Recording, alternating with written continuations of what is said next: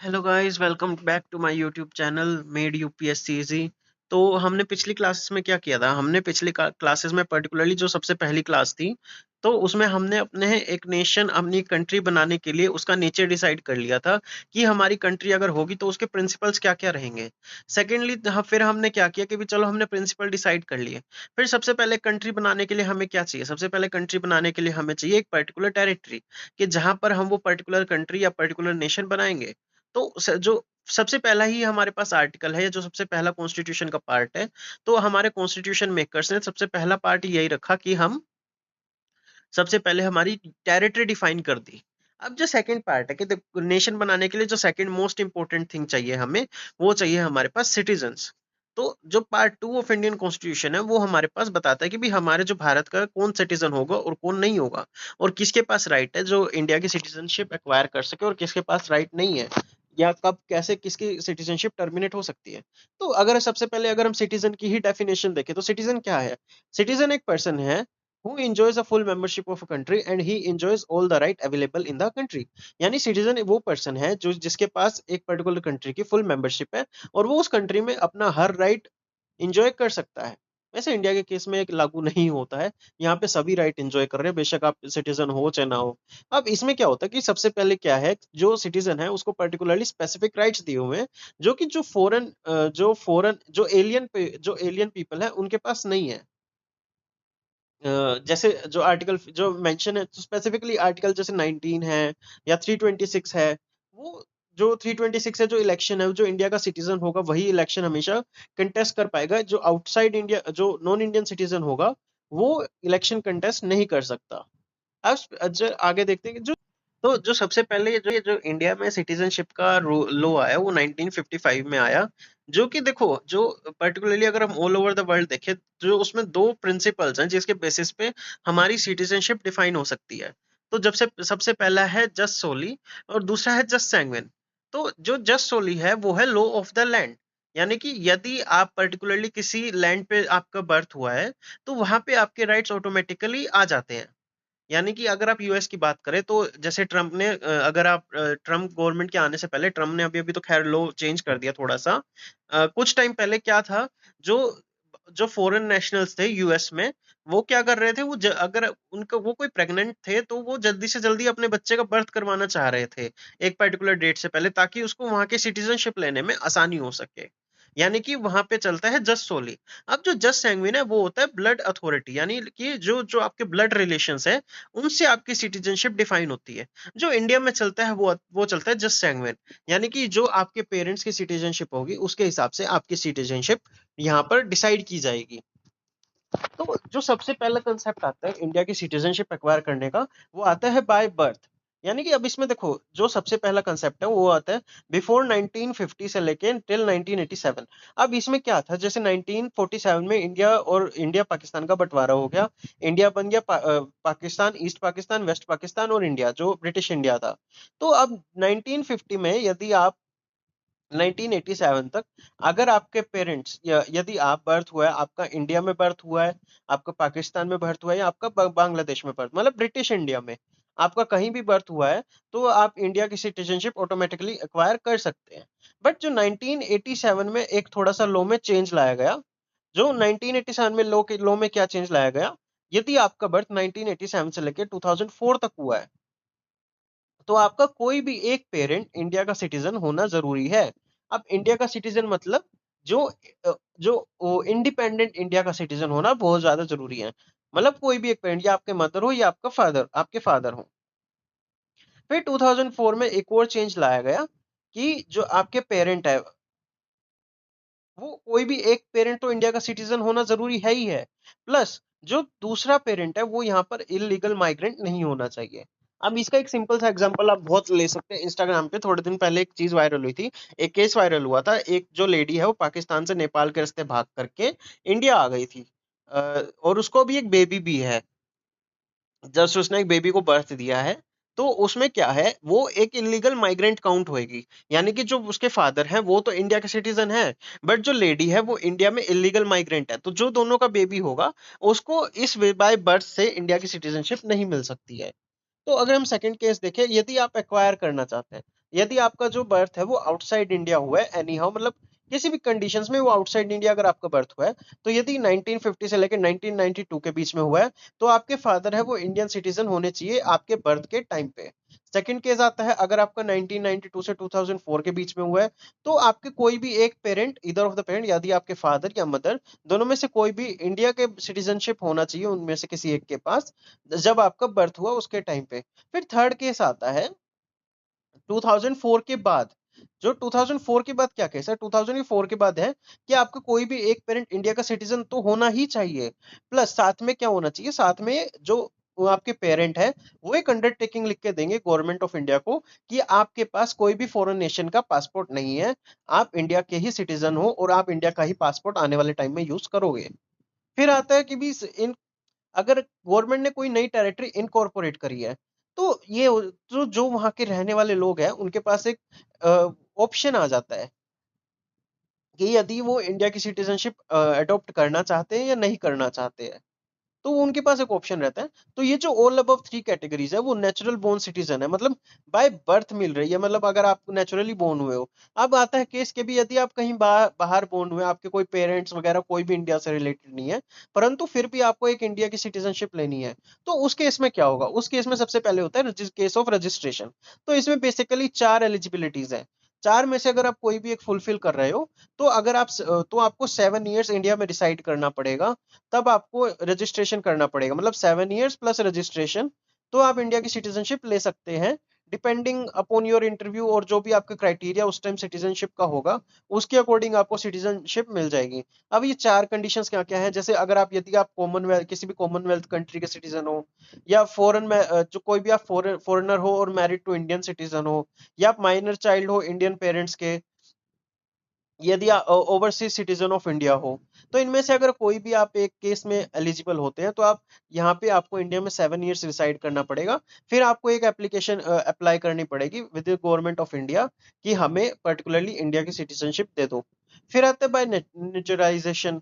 तो इसमें क्या होता है, आपको 12 साल, लगभग एक 12 साल का स्पेन इंडिया में कॉन्टिन्यूसली स्पेंड करना पड़ेगा, तो आपको इंडिया की सिटीजनशिप मिल जाएगी, मतलब बिफोर एप्लीकेशन 11 साल, आफ्टर एप्लीकेशन 1 ईयर कॉन्टिन्यूसली आपको इंडिया में स्पेंड करना पड़ेगा, तब आपको इंडिया की सिटीजनशिप मिल जाएगी। अब इसमें एक केस हुआ था, जो इंडिया, जो गवर्नमेंट ऑफ इंडिया थोड़े टाइम पहले एक सिटीजनशिप अमेंडमेंट एक्ट लाई थी, जिसके accordingly Hindu, Sikhs, Jains and Buddhist of these जो पाकिस्तान, बांग्लादेश और अफगानिस्तान, यानी कि इन तीन कंट्रीज में जो हिंदू, सिख्स, जैन, बुद्धिस्ट हैं, उनको जैसे पहले क्या था, 12 साल का टाइम स्पेंड इंडिया में बिताना पड़ रहा था, लेकिन गवर्नमेंट ने इसको घटा करके कर दिया 6 साल का, यानी 5 years periodically but 1 year continuation. यानी कि 5 ईयर्स, यानी कि यदि आप इंडिया आ रहे हैं, जा रहे हैं, पीरियोडिकली आपको स्पेंड करना पड़ेगा, और 1 साल कॉन्टिन्यूएशन कॉन्टिन्यूएशन में स्पेंड करना पड़ेगा इंडिया में, 6 साल टोटल। तो आप इंडिया की सिटीजनशिप के लिए अप्लाई कर सकते हैं, आप इंडिया की सिटीजनशिप के लिए एलिजिबल। तो जैसे हमने ऊपर वाले केस में क्या पढ़ा, अगर आप कोई भी फॉरेन फॉरेन नेशनल है या फॉरेन सिटीजनशिप होल्डर है, तो आपको टोटल 12 साल का स्पेन इंडिया में स्पेंड करना पड़ेगा बिफोर मेकिंग एन एप्लीकेशन। और यदि आप हिंदू, सिख्स, जैन और बुद्धिस्ट हैं, इन तीन पर्टिकुलर कंट्री से, तो आपको 6 साल का एक स्पेन इंडिया में बिताना पड़ेगा बिफोर मेकिंग एन एप्लीकेशन। फिर आता है, देखो, जो हमने सिटीजन तो चलो एक्वायर कर ली, परंतु हम ये नहीं हो सकता ना कि ये सिटीजन अगर हमने एक बार एक्वायर कर ली तो हमें इसे थ्रू आउट द लाइफ चलाना ही पड़ेगा। तो इसमें सर्टेन चीजें होती है, या तो आप खुद से अपनी सिटीजनशिप छोड़ सकते हो, या जो गवर्नमेंट ऑफ इंडिया है आपके किसी कारणवश आपकी सिटीजनशिप टर्मिनेट कर सकती है। तो सबसे पहले होता है रिन्यूकेशन। तो इस केस में क्या होता है कि भी आप अपनी सिटीजनशिप खुद से रिनाउंस कर देते हैं। तो अगर आपने खुद से रिनाउंस कर दिया अपनी सिटीजनशिप, तो आप डिक्लेयर कर सकते हैं कि भैया मैं आज से इंडिया का सिटीजन नहीं हूँ, तो मेरा कोई लेना देना नहीं है। तो इसको हम थोड़ा पढ़ के देखते हैं। An Indian citizen of full age and capacity can renounce his Indian citizenship by making a declaration to that effect and having a registered, but if such declaration, यानी कि आपने रिनाउंस कर दिया, बट अगर ये डेक्लेरेशन वॉर के time में बोली जा रही है कि इंडिया किसी पर्टिकुलर वॉर में एंगेज्ड है और आप उस टाइम पे कर रहे हैं, तो जो आपकी सीट जो सेंट्रल गवर्नमेंट है वो आपका रजिस्ट्रेशन विदहेल्ड कर सकती है, और आने वाले टाइम में मतलब अपने हिसाब से आगे फिर डायरेक्शन देगी कि भी आपको कब ये सब करना है। और ये यदि आप देखो आपका कोई माइनर चाइल्ड है, जैसे आपकी उम्र बाय चांस अभी 30 साल है और आपका कोई 5 साल का माइनर चाइल्ड है, तो आपने जैसे अपनी सिटीजनशिप रिनाउंस कर दिया, तो साथ के साथ ऑटोमेटिकली जो आपका 5 साल का माइनर बच्चा है उसकी भी सिटीजनशिप रिनाउंस हो जाएगी। परंतु 18 साल का होने के बाद यानी जब वो बालिग हो जाएगा, तो वो दोबारा से अपनी एप्लीकेशन डाल सकता है कि मैं पहले यहाँ पे मेरा बर्थ हुआ है, मेरे फादर उस टाइम पे इंडियन सिटीजन से, तो मुझे यहाँ की इंडिया की सिटीजनशिप चाहिए। फिर आता है बाय टर्मिनेशन। तो यदि जैसे अगर आप बाय चांस आप कुछ टाइम पहले जैसे जो अगर पंजाब हरियाणा की बात करें तो यहाँ पे फॉरेन कंट्रीज में जाने का बहुत ज्यादा क्रेज है, यानी कि जो कनाडा, यूएसए, ऑस्ट्रेलिया, न्यूजीलैंड, यहाँ पे बहुत बच्चे यहाँ से बाहर जाते हैं। और जैसे गुजरात की बात करें तो गुजरात से भी बहुत बच्चे यूके, यूएसए गए हुए हैं। तो यदि वहां पे जाकर उन्होंने वहां की सिटीजनशिप अपने ले ली, यानी कि वहां की जैसे यूके, यूएस की सिटीजनशिप उन्होंने एक्वायर कर ली, तो ऑटोमेटिकली जो उनकी इंडिया की सिटीजनशिप है वो टर्मिनेट हो जाएगी, बिकॉज जो इंडिया है वो सिंगल सिटीजनशिप फॉलो करता है। तो तो ये वाला प्रोविजन भी वॉर के टाइम में अप्लाई नहीं होता है। जो भी सेंट्रल गवर्नमेंट है वो अपने प्रिस्क्राइब्ड मैनर में नया लॉ, नए रूल निकाल सकती है। फिर आते हैं loss of Indian citizenship bye deprivation, यानी कि आपको डिप्राइव कर दिया गया है। तो it is a compulsory termination of citizenship of India, a citizen of India by naturalisation, registration और डोमिसाइल रेजिडेंस में B deprived of Indian citizenship by order of the central government if it is satisfied that, यानी कुछ provisions दिए हुए हैं जिससे जो central government है वो आपको डिप्राइव कर सकती है उस पर्टिकुलर सिटीजनशिप राइट से। तो एक जो यदि आपने जो सिटीजनशिप है फ्रॉड, फॉल्स रिप्रेजेंटेशन और concealment of any material fact, तो जो अगर आपने इन सब चीजों को दिखा करके सिटीजनशिप एक्वायर करी है, तो जो सेंट्रल गवर्नमेंट है वो आपको डिप्राइव कर देगी। The citizen has shown disloyalty to the constitution of India.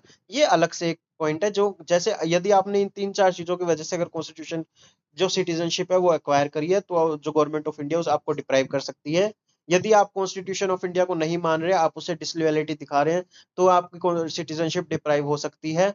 तो अगर आपने अनलॉफुली ट्रेड और कम्युनिकेट करा है ड्यूरिंग एनिमी, जैसे फॉर एग्जांपल अभी इंडिया पाकिस्तान में ऑपरेशन सिंदूर हुआ था, तो जो इंडिया में से बहुत सारे जासूस पकड़े गए थे, तो एक वो वॉर का टाइम था जिसमें उन्होंने एक क्रूशियल इंफॉर्मेशन हमारे एनिमी को ट्रांसफर करी थी। अब बाकी अभी तक प्रूफ नहीं हुआ है कुछ भी, वो जैसे जैसे प्रूव होगा उस हिसाब से आगे पता चलेगा। तो उस केस में अगर वो प्रूव हो जाता है, अगर आपका जो ऑफेंस है वो प्रूव हो जाता है, तो आपकी जो सिटीजनशिप है वो डिनाई हो सकती है और डिप्राइव हो सकती है।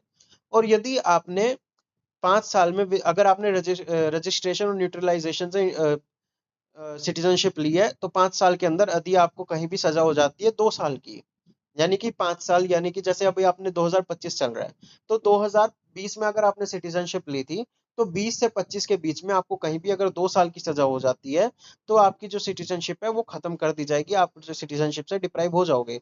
The citizen has been ordinary resident of India, यदि आप 7 साल से इंडिया से बाहर रह रहे हैं, तो आपकी सिटीजनशिप खत्म कर दी जाएगी by the government of India. तो ये था हमारे पास केस सिटीजनशिप का, कि अभी हमने देखा कि कैसे हम सिटीजनशिप एक्वायर कर सकते हैं और कैसे हमारी सिटीजनशिप हम छोड़ सकते हैं या हमसे छीनी जा सकती है। तो अब नेक्स्ट टॉपिक एक छोटा सा टॉपिक है, इसी में हम कंटिन्यू कर लेते हैं। तो एक दो जैसे ऑल ओवर द गवर्नमेंट ना दो टाइप के नेशंस रहते हैं, एक दो टाइप की गवर्नमेंट या नेशंस रहते हैं, but one is unitary and other is federal. अभी ये यूनिटरी और फेडरल क्या चीज है, अगर हम दोनों वर्ड्स का मतलब देखें, तो यूनिटरी और फेडरल दो अलग अलग वर्ड्स है। तो यूनिटरी का मतलब क्या है? यूनिटरी का मतलब है जिसमें जो सेंट्रल गवर्नमेंट है वो सुप्रीम है, यानी सिंगल गवर्नमेंट रहती है, वन सुप्रीम गवर्नमेंट। और फेडरल का होता है कि टू फॉर्म्स ऑफ गवर्नमेंट को एग्जिस्ट करती है, यानी one is central and another is state government, यानी कि जो डिफरेंट, जो सेंटर से लोअर लेवल पे रहती है। अब यूनिटरी का बहुत सिंपल सा एग्जांपल है यूके। यूनाइटेड किंगडम्स है वो 3 डिफरेंट स्टेट से मिलकर के बना हुआ है। तो जो उसमें जो गवर्नमेंट है वो एक सेंट्रल गवर्नमेंट, सेंट्रलाइज्ड गवर्नमेंट है, वो यूनिटरी गवर्नमेंट है, वो हमेशा सुप्रीम रहती है। और जो यूएसए है वो डिफरेंट स्टेट से मिलकर के बना हुआ है, तो उसमें एक सेंट्रल गवर्नमेंट रहती है और हर स्टेट की पर्टिकुलर अपनी एक अलग गवर्नमेंट रहती है जो कि इक्वली पावरफुल रहती है। फिर अगर हम नेक्स्ट फीचर देखें यूनिटरी और फेडरल का, जो स्टेट गवर्नमेंट अगर होगी भी, यदि यूनिटरी टाइप ऑफ गवर्नमेंट में, यूनिटरी टाइप ऑफ नेशंस में अगर स्टेट गवर्नमेंट एग्जिस्ट भी करेगी तो उसमें बहुत सिंपल है, वो सेंटर के अकॉर्डिंग ही एग्जिस्ट करेगी, वो सेंटर के खिलाफ नहीं जा सकती। और यूनिटरी का एक और फीचर है, वो जो कॉन्स्टिट्यूशन है वो रिटन भी हो सकता है और अनरिटन भी। वेयर अगर फेडरल की बात करें तो जो सेंटर है, जो वो स्टेट गवर्नमेंट है, वो जो सेंटर, जो स्टेट गवर्नमेंट है उसने कुछ पावर्स अपनी सेंटर को सरेंडर की हुई है। तो जो सेंटर है वो सिर्फ उन्हीं पावर्स पे ही एक्सरसाइज कर सकता है, उसके अलावा एक्सरसाइज नहीं कर सकता। और जब भी अगर स्टेट गवर्नमेंट चाहेगी तो वो अपना जो कॉन्ट्रैक्ट है सेंटर के साथ वो खत्म कर सकती है और अपने आप को एक इंडिपेंडेंट स्टेट डिक्लेयर कर सकती है, depending upon the terms and condition on which both have been agreed at the time of agreement made between them। तो जो फेडरल में होगा वो कॉन्स्टिट्यूशन होगा हमेशा रिटन होगा, क्योंकि अगर रिटन कॉन्स्टिट्यूशन नहीं होगा तो इसमें एक चांसेस ऑफ क्लैशेस बहुत ज्यादा रहेंगे, जो सेंट्रल स्टेट के बीच में डिवीजन ऑफ पावर्स अवेलेबल रहेंगी, और जो कॉन्स्टिट्यूशन है वो हमेशा फेडरल में सुप्रीम रहेगा। अब एक क्वेश्चन होता है कि भी इंडिया फेडरल कंट्री है कि यूनिटरी कंट्री है? तो ये क्वेश्चन मेंस में भी आ सकता है आपके पास कि इज इंडिया फेडरल कंट्री, और इज मतलब किसी भी फॉर्म में ये क्वेश्चन हमारे पास आ सकता है। तो इसमें सिंपल से अगर हम फीचर्स की बात करें, दोनों के थोड़े थोड़े फीचर्स देख लेते हैं। जो अगर इंडिया के फेडरल फीचर्स की हम बात करें तो इंडिया में रिटर्न कॉन्स्टिट्यूशन है, डिवीजन ऑफ पावर्स है, सुप्रीमेसी ऑफ कॉन्स्टिट्यूशन है, रिजिडिटी ऑफ कॉन्स्टिट्यूशन है, और अथॉरिटी ऑफ कोर्ट्स है, यानी कोर्ट्स हमारे टॉप पर रहेंगे, इंडिपेंडेंट है। अगर हम नॉन फेडरल फीचर्स की बात करें तो सिंगल सिटीजनशिप है, जो इंडिपेंडेंट जुडिशियल सिस्टम है वो भी सिंगल ही है, जो क्योंकि स्टेट्स के ऊपर जो सुप्रीम कोर्ट है वो सुप्रीम है, और सिंगल कॉन्स्टिट्यूशन है। Power of amendment of constitution वो पार्लियामेंट के पास है। इमरजेंसी सिचुएशन में जो पावर्स हैं वो सारी पार्लियामेंट के पास चली जाती है। शेड्यूल 7 थोड़ा बायस है पार्लियामेंट के तरफ, हमारे सेंटर के तरफ या यूनियन के तरफ। Creation of all India services वो यूनियन के पास पावर है। जो गवर्नर ऑफ स्टेट है वो प्रेसिडेंट अपॉइंट करते हैं। कंट्रोलर ऑडिटर ऑफ जनरल एक सेंटर, एक कॉन्स्टिट्यूशनल पोस्ट है जो कि जिसे सेंटर ही कंट्रोल करता है। तो वो भी सेंटर्स के बायस्ड है वहां पे भी। तो और राज्यसभा में जो सीट्स का अनइक्वल रिप्रेजेंटेशन होना है। तो इस अगर ये सिंपल क्वेश्चन आ जाता है तो इसमें आपका आंसर क्या होगा?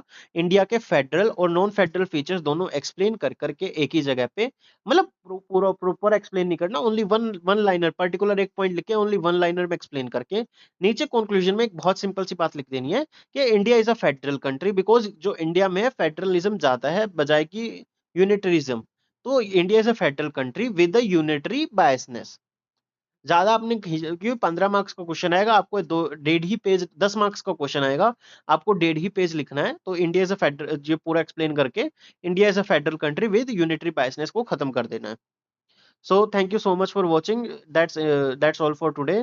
Please do like share and subscribe and please leave a comment. Thank you so much.